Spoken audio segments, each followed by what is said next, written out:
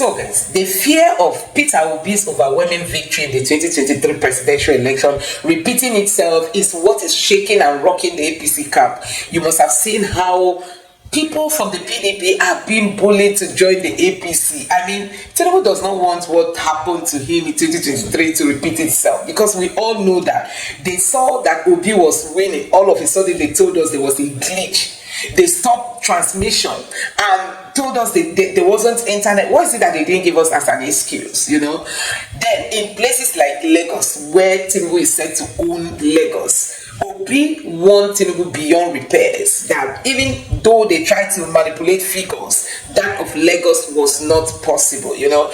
And the fear of what happened to them, to the APC in the last election, repeating itself, is what is pushing them to start bullying people to join the APC.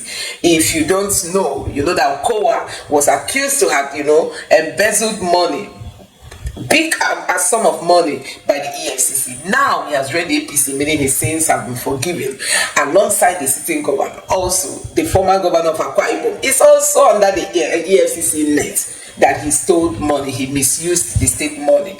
And the rumor is also out there that him and the sitting governor will be joining the APC. So it's all about come and join us, we'll not come after you. These are strategies to make sure they block Obi from giving them the bass boost he gave them in 2023. Now, this man is here to talk about Peter Obi's strategy. And also, CNN featured somebody they interviewed who presented that is the techniques Peter Obi is going to use to win Tinubu. No matter what Tinubu tries to do, that Peter Obi is going to win him. I'm just going to allow you to take a look at all these videos talking about Peter Obi's strategy and him winning, you know, the Tinubu's government, no matter how they try to buy people over to the APC. Just take your time, watch this video and let me know your honest reaction in the comment section below. Now take a look.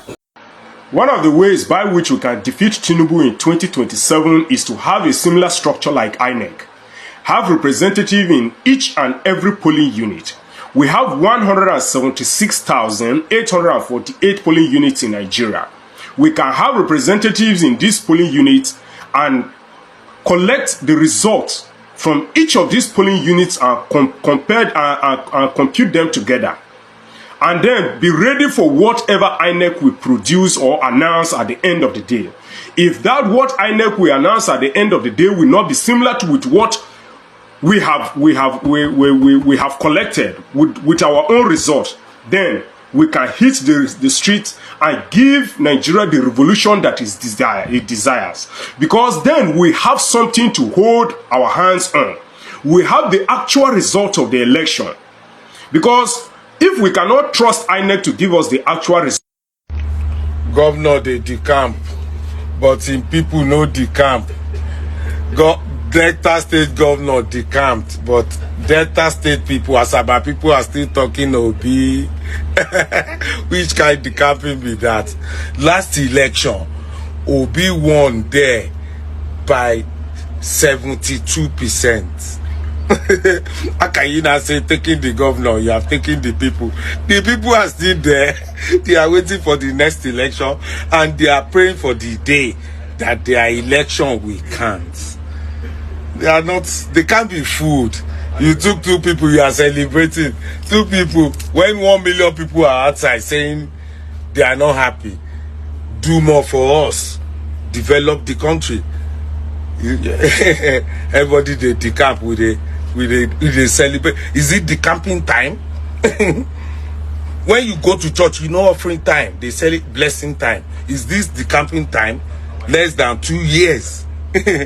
Delta State governor has no electoral value. He only have big man value. That's why he's a Delta State governor.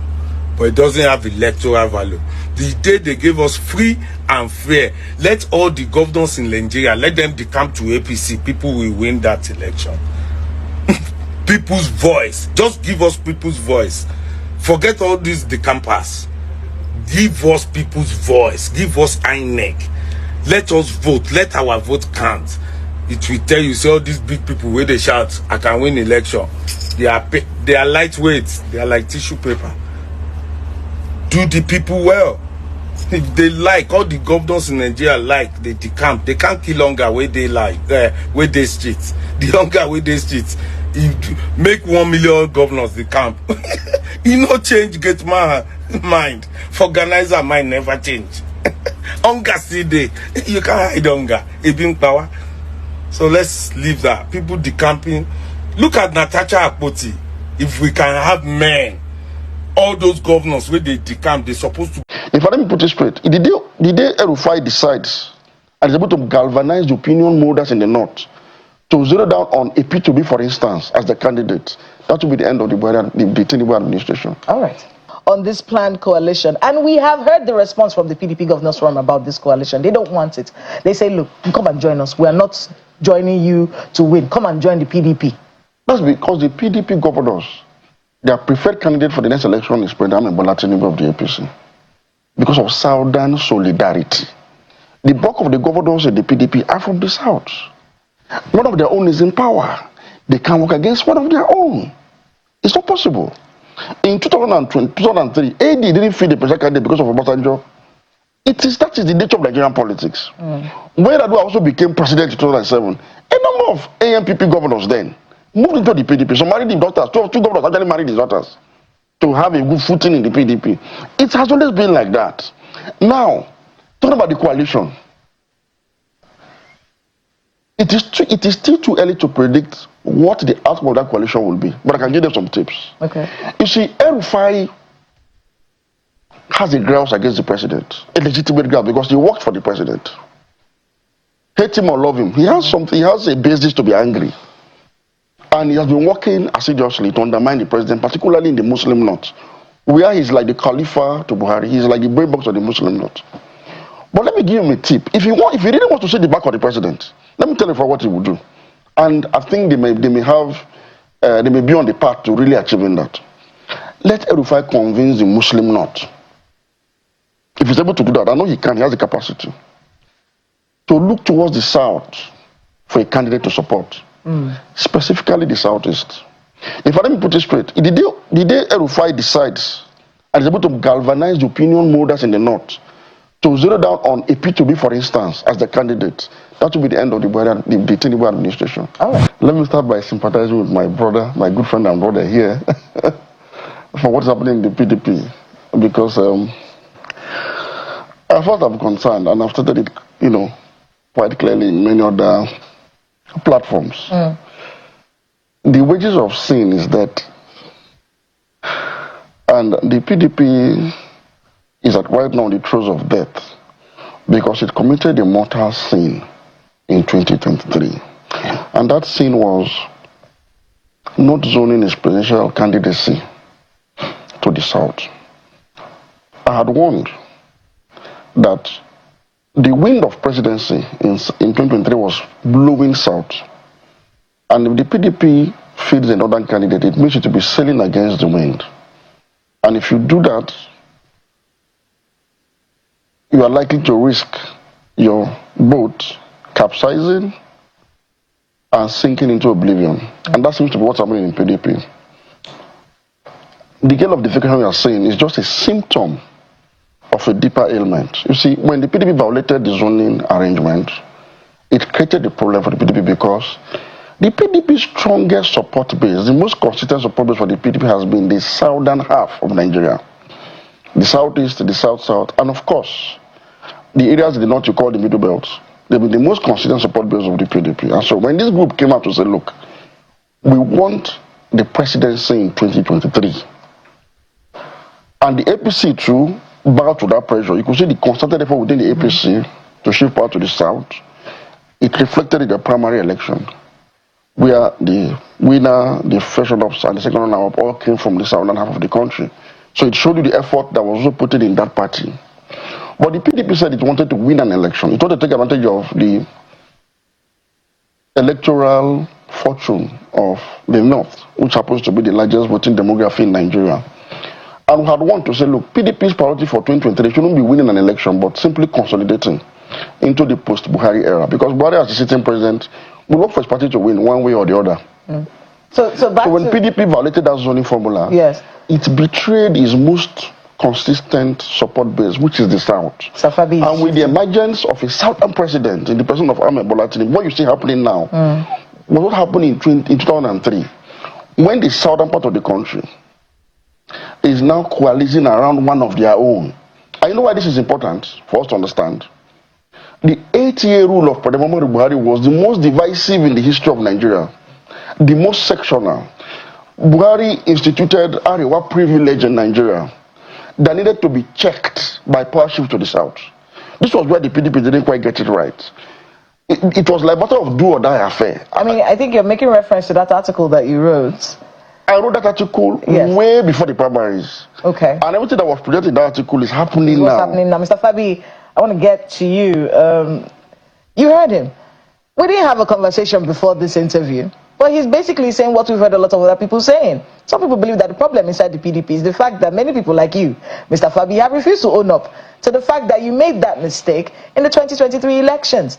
That zoning problem was the reason why you had such a paradigm shift, and the party hasn't been able to recover from that. Now we're hearing the former Senate President Bukola Saraki saying, look, we're going to reposition, we're going to get this right. And he says, look, those that don't want to be in the party, they should go, so that we who want to be here can actually get that right.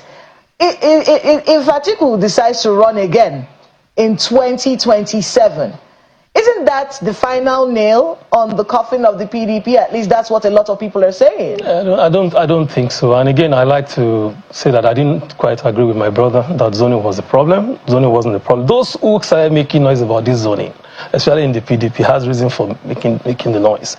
And this started when someone who had expected to be vice presidential candidate couldn't get it. Then they turned around and started saying zoning.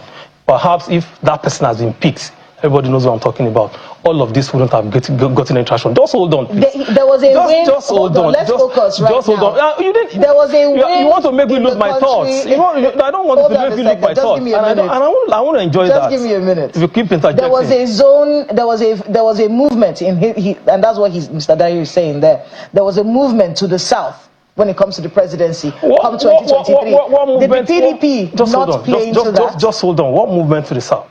PDP set up zoning committee, and the zoning committee came out and said it's left open for everybody. Now southerner, northerner. So Atiku contested, other southerner contested, and Atiku won the primaries. So what are we saying? So if the PDP, and again, there's something that people are not looking at.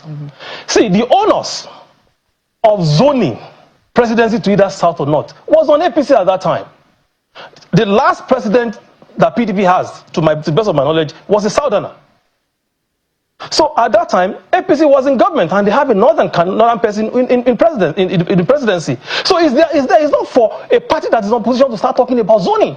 It's not done anywhere. It is the onus is on APC to do, and this is exactly what we are saying. Not PDP. PDP cannot act on the dictate of the APC. APC was the ruling government. And whether they like it or not, they must go to the south. PDP does not have that because they're in the opposition. What you need to do is things that will make you win an election. And we saw the outcome of the election. So it wasn't about if Peter Obi had not run, with Tinubu in power today, if Peter Obi had not run, will Tinubu in power today?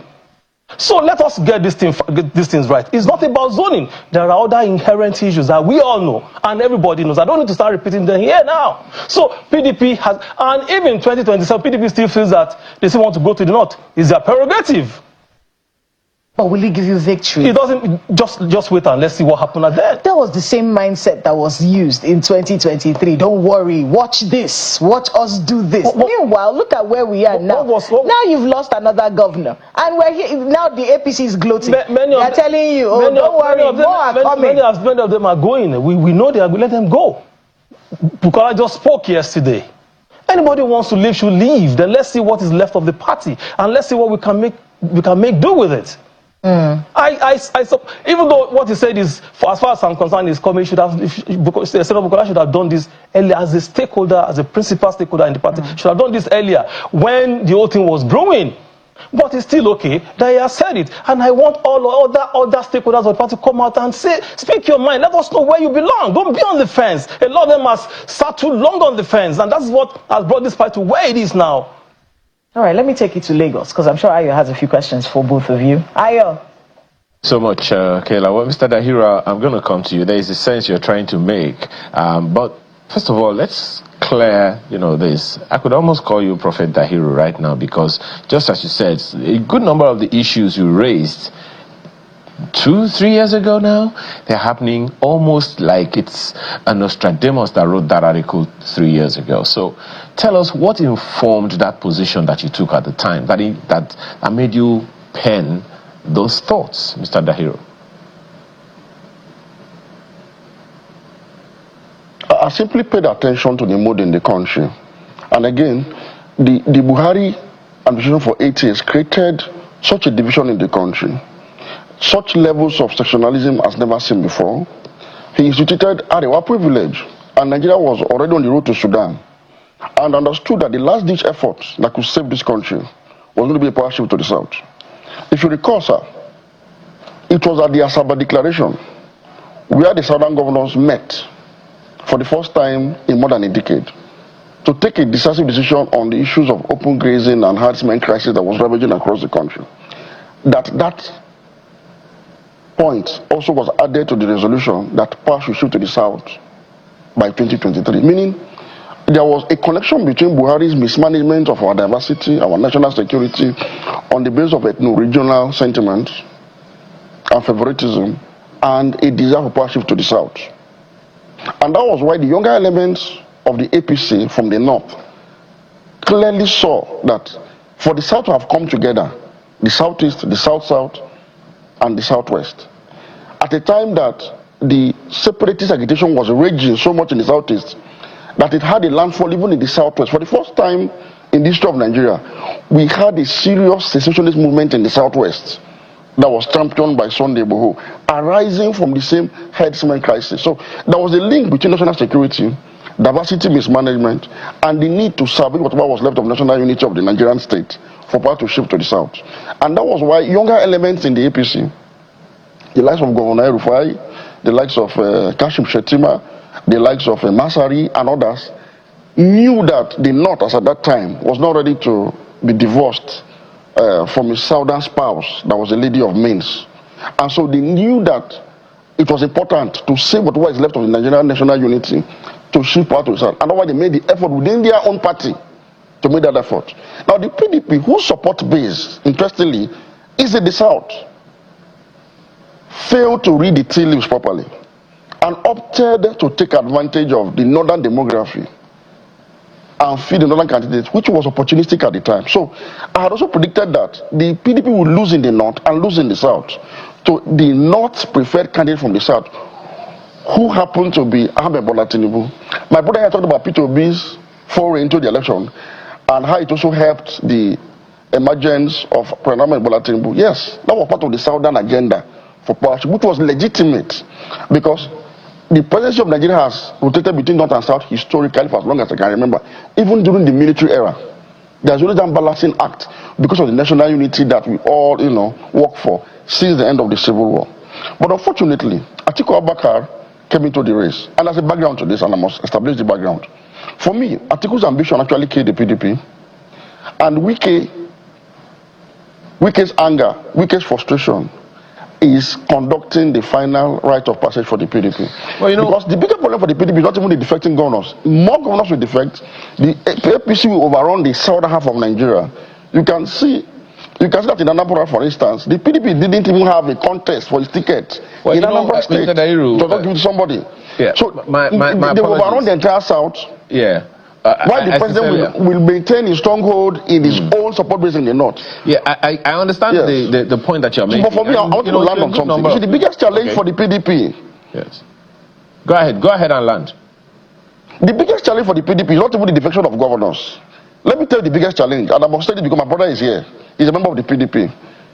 The PDP violation of zoning created a problem, a Wike problem. And Wike is a member of the PDP. So what PDP should worry most about is Wike still remaining in that party. You see, there's a problem going on in the party now about the national secretary of the party. You know what that will result into? There might be a prolonged legal conundrum that might see the PDP not having a candidate or candidates across the board for the next election, or at best having a very weak presidential candidate that cannot even raise a hat. Where Bola Tinubu of the APC is. Well, that is the real death for the PDP. Apparently, well, at least the PDP is also listening to you now, and I'm sure that Mr. Dimeji has responses to some of the issues that you have raised. But there are one or two other questions that I'd like to ask you when we return from this break. Just stay with us. Well, thank you for staying with us. Well, Mr. Dimeji, the natural thing to do right now will be to ask you what your thoughts are on some of the issues that have been raised. Particularly, I'd like you to speak to this. The fact that unlike the opposition, the strong and virile opposition that the PDP had while it was in power, it would seem like the PDP has been quite a docile, though not the strongest, quite a docile, largely docile opposition party, because its own issues, internal issues, have bedeviled it, so to speak, so much that the opposition is not as virile as it ought to be, consequently almost giving the APC a walk in the park.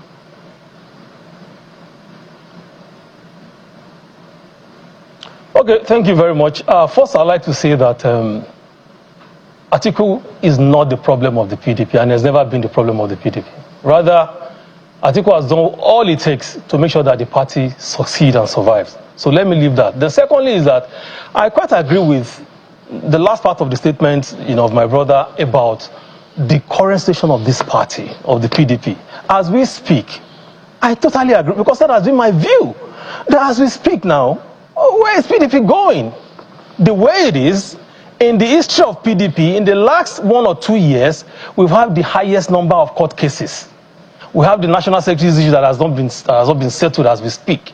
So I agree with him that if care is not taken, and I've said it on so many forums, that if care is not taken, PDP may not have a presidential candidate, or at best if they have, it will be a weak one. And I agree with him too, because for me, this is those who have created this problem for the party. This is exactly where they want the party to be, for the best reasons known to them. So as far as I know, it's going to be a long walk for the party. So, and if anybody likes, whether anybody likes it or not, this is my personal view. As PDP stands today, it can't single-handedly win an election. And that is why, in my own opinion, PDP should take the lead in rallying all other opposition if you truly want to defeat President Bola Tinubu. But if you don't do that, I'm sorry is the case. All right. So let me come back to you, Mr. Dahiru. We do not have a law that mandates zoning. We actually do have the Constitution of the Federal Republic of Nigeria, which says in section 14 sub 3 that the composition of the government of the Federation or any of its agencies and the conduct of its affairs shall be carried out in such a manner as to reflect the federal character of Nigeria. And it also goes further to say that there shall be no dominance of persons from a few states or from a few ethnic or other sectional groups in that government or in any of its agencies, essentially saying there needs to be a balance.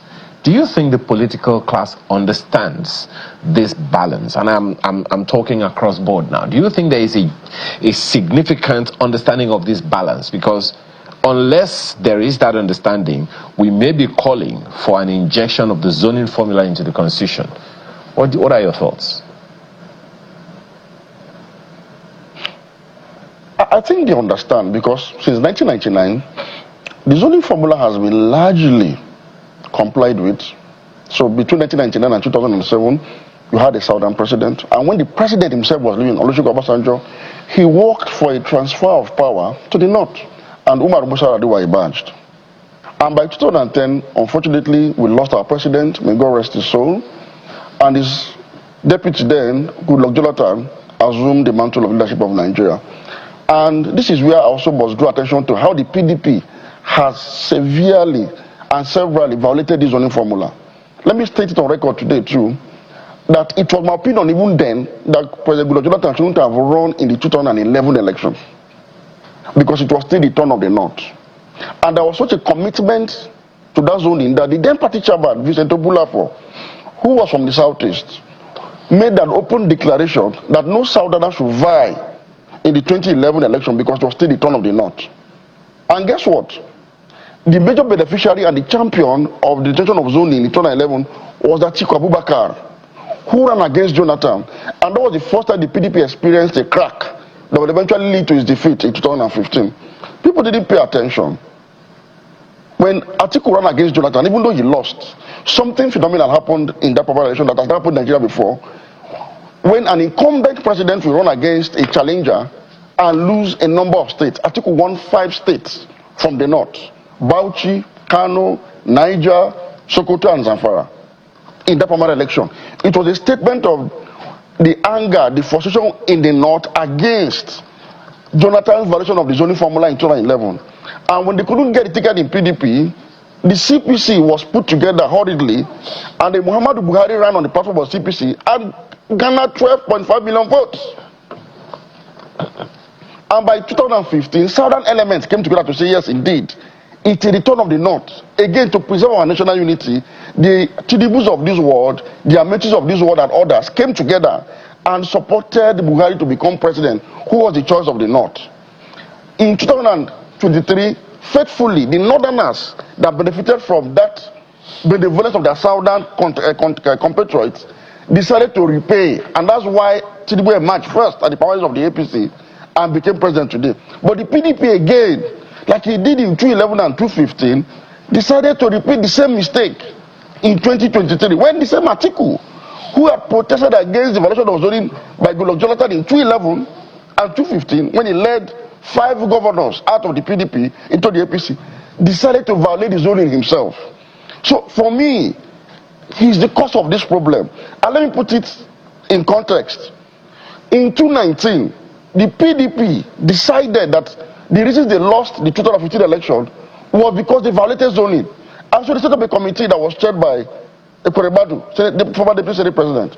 And they reached an agreement that 2019 election should be an all-northern affair. And that was why no sound appeal the presidential form in the PDP to contest the 2019 presidential election. And so somebody like Wike supported Tambua with all his might, while Peter Obi and his Southeast people supported Atiku to emerge. And that election, Atiku gave a very good performance. In fact, a lot of people still believe that Atiku won the election but was rigged out. He came close. That was the kind of performance he put up. I had expected by 2023, Atiku Abubakar would have supported the southerner, like a Peter Obi, who supported him in the previous election, while Tambua should have supported Wike. And let us see will emerge from the south among these two. But unfortunately, Atiku came into the ring to struggle with Peter Obi, Wike, and co. And Tambua ended up, you see, Tambua is a northerner, a Hausa-speaking northerner, and a Muslim from the same north that Atiku stepped down for Atiku against Wike, the lone southerner in the race. If you were Wike, would you not feel betrayed after the support you gave to both of these candidates in 2019? Okay. Will you not feel bitter? Will you not do what he's doing now? Mr. Dahiru, there are so many issues to raise who supported Atiku in 2019? Yes. Will you not revolt and do protest vote against him? It's understandable, but at the end of the day, there's just a second, Mr. Dahiru, just a second, because I understand the passion and everyone is worried about just one thing, but there is a background to it all. And well, let me come to you, Mr. Fabi, just before Kayla takes over. In 2020, there was something Mr. Dahiru said that I'm hoping that we can just clear the air on that. In 2020, the Vice President said that Nigeria's present cracks may lead to its breakup if we are not careful. And this was as far back as 2020. And it would seem like one way or the other we're repeating these mistakes. For you, Mr. Fabi, you have already made some comments and said, look, we need to make progress. Do you think we should legislate zoning?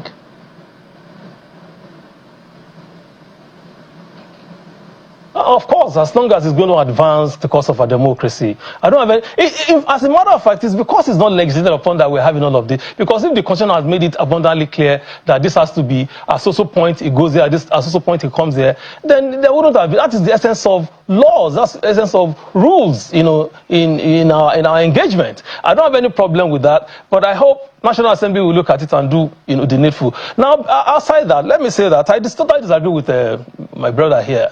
That Atiku is the problem of the party. Atiku has never been the problem of the party. You're the only person that has been saying I am not the only person. I am not. Just hold on. Everyone is saying that Atiku is the problem. Atiku is not the problem. Atiku cannot be. They should justify why Atiku is the problem. Number one, is his right. Listen.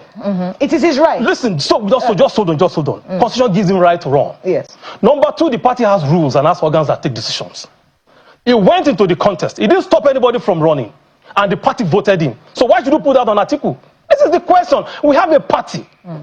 Atiku did not go to the field and say, it must be me. He imposed himself on anybody. No, he went through democratic process that is laid down by the party. Then why are you putting the blame on Atiku? Why didn't they vote him out?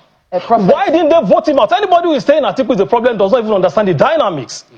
We are an insider. I know more, even than my brother. What plays on in the party that we cannot be watching our dirty linen here? What I know is that Prophet Dahiru, I have a few things I want to write down. You will help me to prophesy. Atiku can never be the problem. Because it's as though, I want you to know that as a prophet, you are appreciated in your own hometown. Don't allow these people to make you feel like you're not appreciated. You are appreciated. No, I have a list of things that I will give to you after the program. Then you now prophesy for me. Thank you. Because everything that he said is coming to pass. And you see, listen, I've heard you talk about the fact that, listen, there was a democratic process. They should have voted him out. They should have said, don't give him the ticket. Yes, these are things that should have happened. Yes. But you see, ultimately, there's something we say, reading the room, right? And we're not talking about the party. They're talking about the nation. So when you're looking at the dynamic, and that's where Mr. Dahiru is coming in from, when you're looking at the dynamics of the country politically, you can tell where the winds are moving. And then as a party, as a party, you take the hard decisions to position yourself to make the most of the winds of change.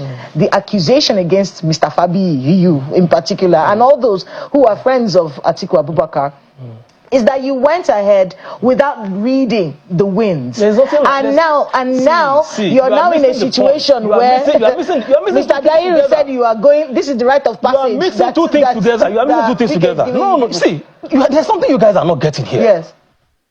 I will continue to tell you that you can't heap all of these blames on Atiku. He's trying to do a coalition. No, just hold on. Give me a minute.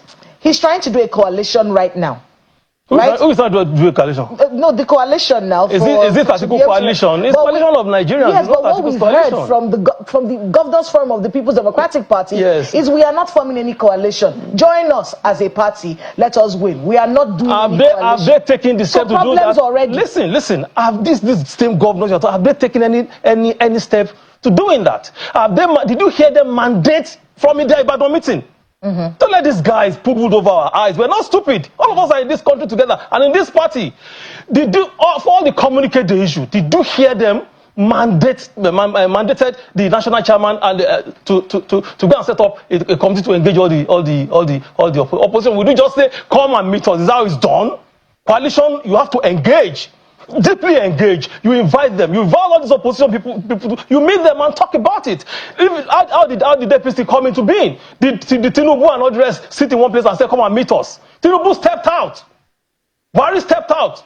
Everybody stepped out and they went to engage. Did they do that? This is height of hypocrisy on these governors, and I don't have respect for any one of them because they've not helped the party.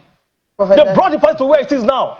You heard what he said. Yes. They shouldn't come and tell us that. Let me get your thoughts on this planned coalition. And we have heard the response from the PDP Governors Forum about this coalition. They don't want it. They say, look, come and join us. We are not joining you to win. Come and join the PDP. That's because the PDP governors, their preferred candidate for the next election is President Bola Tinubu of the APC. Because of Southern solidarity. The bulk of the governors in the PDP are from the South. One of their own is in power. They can work against one of their own. It's not possible. In 2003, AD didn't feel the presidential candidate because of Obasanjo. That is the nature of Nigerian politics. When Adu also became president in 2007, a number of AMPP governors then moved into the PDP. So married the daughters. Two governors actually married his daughters. to have a good footing in the PDP.